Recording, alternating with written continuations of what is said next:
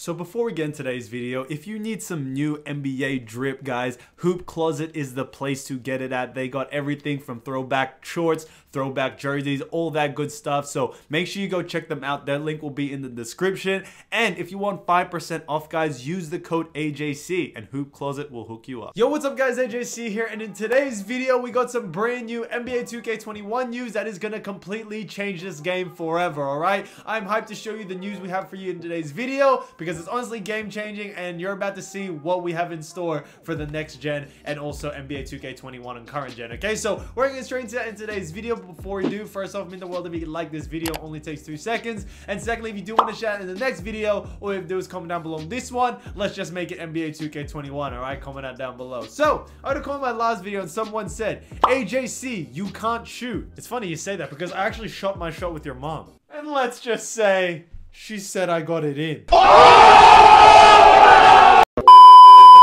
Alright guys, let's get straight into today's video. So, you probably have known some of the NBA 2K21 information that has already come out. Some of the main ones, maybe you've heard it from their Twitter page or maybe other big YouTubers talking about it. And, you know, because of that, obviously, I'm not going to take you through all the obvious information that every other person talks about. So, we're actually going to go in depth, look at some of the analysis we have on some of the things Wang have said on Twitter and everything like that. But, you know, if you haven't heard the main information or the main news that's going to be new about NBA 2K21, here is Wang's TikTok video on pretty much a summary of the main things that is going to come to NBA 2K21 current gen.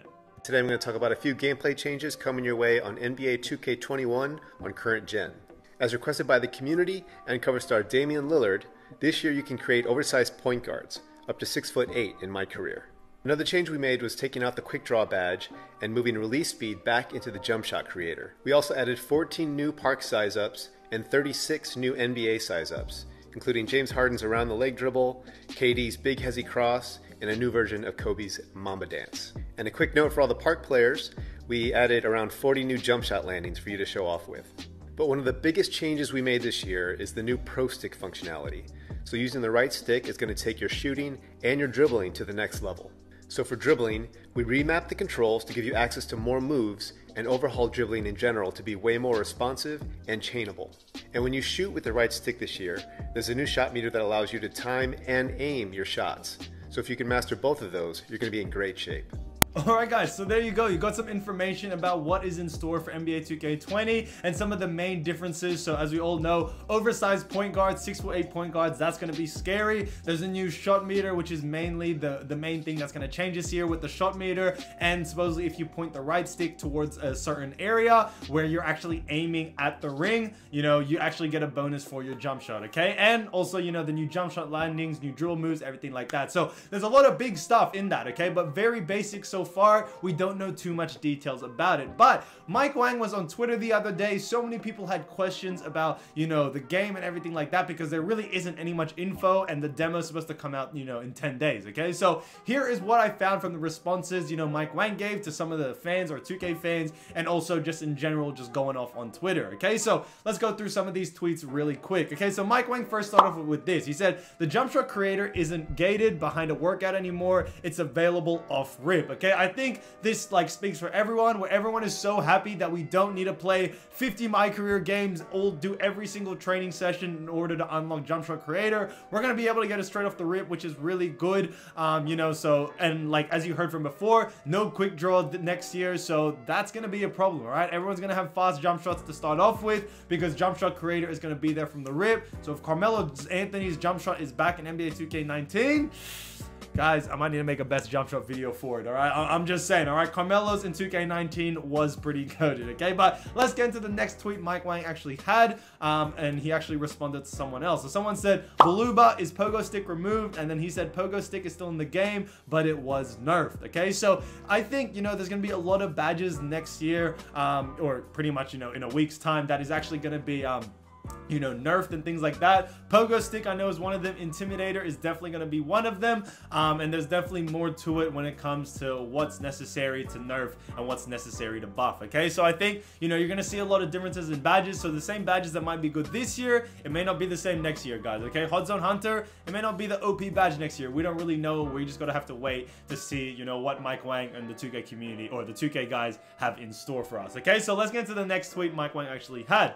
So this one was from himself. He said, the key to making layups with the Pro Stick this year, instead of holding the stick to the left or right, hold it in the direction you want for a brief moment, then quickly rotate it towards 12 o'clock to find the ideal aim point. Okay, now you're all probably reading this and you're like, what the hell is he talking about? Okay, so if you guys didn't know with the whole Pro Stick thing and it comes to shooting, that the way you actually point the right stick is actually going to take into account by the game and give you a boost if you point it in the right direction. Okay, so this is very vague. We obviously don't know how it's going to work in game. Supposedly this used to be a thing, you know, a couple of years back. They had it in the game for a bit, but now they're thinking of bringing it back to add a bigger skill gap to the game. So we're going to just have to see how that plays out. So if everyone's very confused by this, basically what they're trying to say is, guys, the whole new Pro Stick, if you point it in the right direction, layups are going to go in more, or, you know, better on contest, heavy contest, if you decide to add that extra boost and point it in the right direction. Okay, but we'll get into that in the future when it comes and when it's explained a bit better. Okay, so the next tweet, someone asked, I hope I get a response. 5 years of no response. You know, that's typical. I know you answered about shooting, but will there be a difference between a 99 3 ball and a 73 ball? Okay, and Mike Wang responded. He said, there's a pretty significant difference. Take your average 3-point field goal percentage as a 70 and add about 20%. Okay, so as you guys see, we're gonna notice a bit of a difference, or a big difference, when it comes to different ratings in shooting. I know this year, and it was the same kind of like last year, that there wasn't too much of a difference between 65 and 75, or 75 to 85. Okay, you really saw it once you hit like the 90s, where you start to see that it's very easy to green. But now I think this year, guys, are really going to take into account, you know, the different types of attributes, and, you know, whether it's a high enough rating to get a good field goal percentage or not when it comes to mid-range and 3-point. Okay, so stay tuned for that. You might want to put your shooting up this year. I don't think you can get away with a 33 ball and have the right badges like you did in 2K20. Okay, let's get into the next tweet. So the next tweet was actually by Lakers fan. He said, I don't even think a 53-point lock should be near consistent shooters. And he basically just goes on talking about 51 on another build. But Mike Wang basically responded to that, and then he said, the goal is for you to have to be at least in the mid to high 70s to be a decent threat. If people are consistently hitting as a 51, I'll make a hot fix. Okay, so basically what he's trying to say is, guys, you know, 51, you know, you're not going to be able to hit it as well as you did in 2K20, so you're going to try to get onto a 70, you know, mid 70s, maybe low and high 70s, in order to be able to hit consistently. So that's what you might need to look out for next year, guys, when it comes to making your new build. I know a lot of people have been thinking, okay, since oversized point guards are the thing, I'm going to make a two-way oversized point guard. I'm going to be able to shoot everything like that. It might not be the same this year, okay? It might not be the same. So if you're not able to get in the mid 70s, you might struggle. Okay, and Mike Wang even said it himself that if people are hitting consistently on a 51, he's definitely going to change that. He's going to try to nerf it, make the ratings more believable, and, you know, a bit more tougher to hit jump shots if you do have a lower rating. Okay, but it is a computer game. No, not a computer game, but it is, you know, run by, you know, a full like coding system. So if the algorithm, you know, if it ends up just you can hit like consistently on a 60, 50, no matter what, it might be tough to fix that, guys, and we're going to see how the community reacts to that when it does come. And, you know, people have already made builds that can shoot really well, and then Mike Wang decides to, you know, kind of just buff that or nerf that completely. Okay, so Mike Wang continued on. He said, if you don't put anything into your shooting attributes, it will be a struggle. Okay, so, you know, this is even bigger news. So, you know, he's really trying to push the point that you're not going to be able to get away with, you know, just adding, you know, shooting attributes here and there, maybe bringing it up to a 50, and you're going to be able to shoot consistently. Okay, but like I said, we don't really know that for sure. You know, they said that about this year, and 2K20, the shooting this year was roughly the same as 2K19. Hopefully they fix it by 2K21 coming into current gen, but we're going to see how that plays out. Okay, so another person, J Cool, he said, so my players don't transfer from current gen to next gen. And this is where it gets interesting, because Mike Wang said this. He said, the next gen my player builds, badges, takeovers aren't the same as current gen, so the saves aren't compatible. Okay, guys, this changes everything. He said the my player builds, badges and takeovers aren't the same on current gen. Guys, we are suspected to see something completely brand new in the next gen, okay? I'm talking different build names, maybe different way on making a build, badges that you probably not going to see on PS4 and you are going to see on PS5, and lastly, takeover. I don't know how you can go even further on takeovers, but we're about to see what that has in store. But I'm telling you guys, you know, feel free obviously to get 2K21 on PS4 because yeah, obviously PS5 hasn't come out yet, but PS5 next gen NBA 2K21, it seems like that's where it's going to be, because there's going to be a whole new build system, badge system, takeover system, everything like that. So I'm excited to see what they have in store for us then. Okay, so some guy actually said this. So he said, can you stack the boost of having no shot meter and aim the pro stick? And then Mike Wang responded, he said, if you turn off the meter, aiming is automatically disabled, and the pro stick works like 2K20 where it's timing based. You need the meter for aiming because the target is dynamic. Okay, so basically what he's trying to say is, guys, you're not going to be able to stack the two. So obviously you get a boost if you aim it in the right direction, and then you get a boost from like how it was this year where you turn off the shot meter. Guys, for this you're not going to be able to do either one. Now, if you can't get the aiming right and it's a bit too tough, guys, that is going to be a tough thing to master. Obviously, if you do master it, you're going to go insane. But if you can't master that, even turning off your shot meter, it seems like you're still going to be able to get a little bit of a boost from it. Probably not as much as the aiming, but hey, a boost is a boost, so it might help you out in the long run. So, you know, turning off your shot meter or doing the aim may be the wave this year. You might want to pick between the two, but obviously, guys, they're really pushing, or Mike Wang's really pushing everyone to get, you know, kind of get with the whole aiming thing. I haven't really done that before. I don't really know what it is like, so I've never actually played with it. So we're going to just see how difficult it is when the time actually comes, okay? All right, so continuing on from that, someone asked, is Team Pro-Am going to be a green or mist sliders? And then Mike Wang responded and he said, Team Pro-Am will use competitive sliders. Okay, so what he basically means by this is that, as you know, Agent had kind of an interview with everyone on NBA 2K20 TV, and he was basically saying that there should be different sliders for both, you know, Park just to kind of have some fun on, and when you're going to actually play Pro-Am. So guys, to put it in perspective, let's say when you play in the Park, you're playing on like All-Star difficulty. On Pro-Am, it's probably going to be like a Superstar or Hall of Fame type difficulty, because that's where majority of the sweats are going to be playing. Okay, so expect that Pro-Am is going to be where the sweats are, and Park is going to be, you know, where you just kind of just casually play. Okay, so moving on to the next tweet, we got a bunch more. There are so many tweets, it's hard to handle. But someone asked, how will the new shot stick affect post play? Is the mechanic the same as layups with the brief then rotate? Okay, so basically we're talking about, you know, with the whole aiming thing of the shot stick or whatever like that.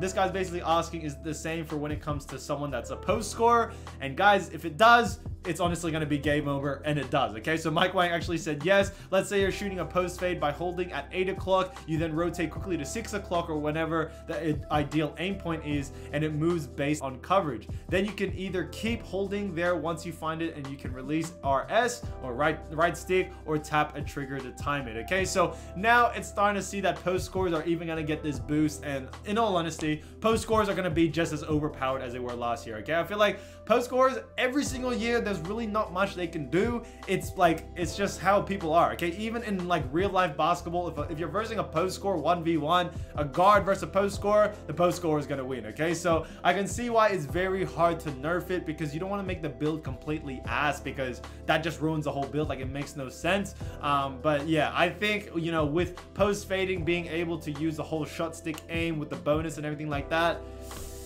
guys, I might need to make a post score. I'm telling you that right now. I might need to make one. Okay, I don't want to be out here taking L's. Okay, that ain't gonna be me this next year. Okay, but you know, that is basically what's probably gonna be in store. Post scores are gonna be always as toxic.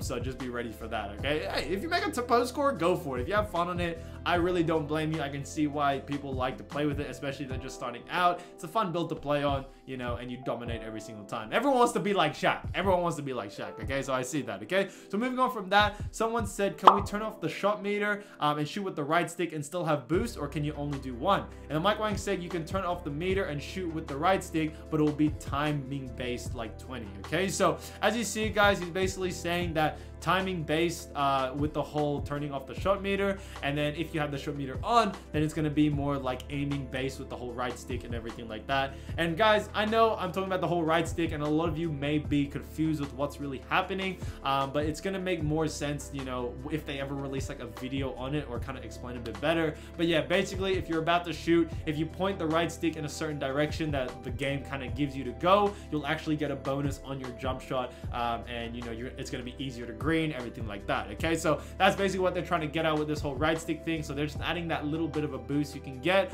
on jump shots. Now, we don't know how much this boost is. We didn't know how much the shot meter off is, like how much boost that gave you. So we're gonna have to wait for like 2K Labs or whatever to do tests on that when the game actually comes out. But I'm reckoning it's gonna be roughly the same or maybe even better. So even if, you know, like Mike Wang said, if you have a build that you need a build that's like 70, 75 on the mid-range and 3-point, might be able to get away with the 65 and just do this whole aiming or like, you know, no shot meter bonus, use that boost in order to get you at a 70 roughly when it comes to your 3-point shooting or mid-range shooting. Okay, so we just have to see how the game, you know, kind of pans out in the next couple of days. If you don't know, the demo is actually going to be coming out on August 24. Okay, so if you guys don't know, August 24 is actually 8/24, so Kobe, so you know, RIP Kobe, obviously. So I think it's a good day to release the demo, but that's when the demo is going to be coming out. So that's roughly around 10 days, I think, when I'm shooting this. Yeah, 10 days. So we got 10 days left. It's pretty exciting. We've got some big stuff planned, but when it comes to the game, guys, it will make a lot more sense as the days go by. I don't really know if there's going to be any more information released. I think Mike Wang's going to just keep us updated, because I really do think that next gen is where everything is going to be. Okay, judging from what I've told you here, you see obviously all this information kind of works on both current gen and next gen, but when it comes to the, like he said, the new builds, badges, takeovers, that's all going to be on next gen. Okay, that's what they're more focused on. So you know, current gen, you know, we'll get the game, we'll see how it is. Obviously I'm going to do videos on it, but next gen we're going to wait for that, wait for the PS5 to come out, because obviously the whole, you know, pandemic and stuff, it's kind of putting it in a bit of a delay. So we just have to see how it pans out in the future. You know, fingers crossed the game is actually good. Ronnie, Mike, you know, I'm really hoping this game's good this year, but you know, shouts out to Mike Wang for tweeting all this. I think this is really good. You know, 2K hasn't released that much information about the game, literally nothing. But I think the reason why they're doing that, one, it's because it's only on current gen, and next gen is the thing they're actually going to be pushing. Okay, I feel like they're not pushing current gen as much as they think, and you know, I think it's for the reason that they're trying to hype up, you know, PS5 2K over, you know, PS4 2K. So we're just gonna have to see how it plays out. But besides that, just want to say thank you so much for watching, guys. Really do appreciate it. But yeah, let's get into the shout outs, because I know you've been waiting for it. So quick shout out to Padoji, Little Mezik, the Omega 1, Troll Lord, and Swain350 for coming my last video. Thank you guys so much. I appreciate you all. Guys, I just want to wrap the video just by saying thank you so much for watching. I hope you did enjoy. And you know, NBA 2K21, like I said, it's around the corner. We got like 10 days left till the demo. We don't really know what the demo has in store, but hopefully it's something good and some content I'm able to get out to you guys, because yeah, 2K20 is done for, guys. 10 days left. You know, I'm just waiting. Okay, I'm just waiting for this. But I just want to say the bottom of my heart, you know, to everyone that watched like the last 2 months before 2K21 has come out, just thank you guys. Honestly, really do appreciate it. You guys have been showing mad love still on my videos, so thank you for that. Really do appreciate it. But I just want to say, make sure you stay safe during this time. But yeah, pretty much it, guys. Go have some fun, go get lit, and I'll see you soon. Peace.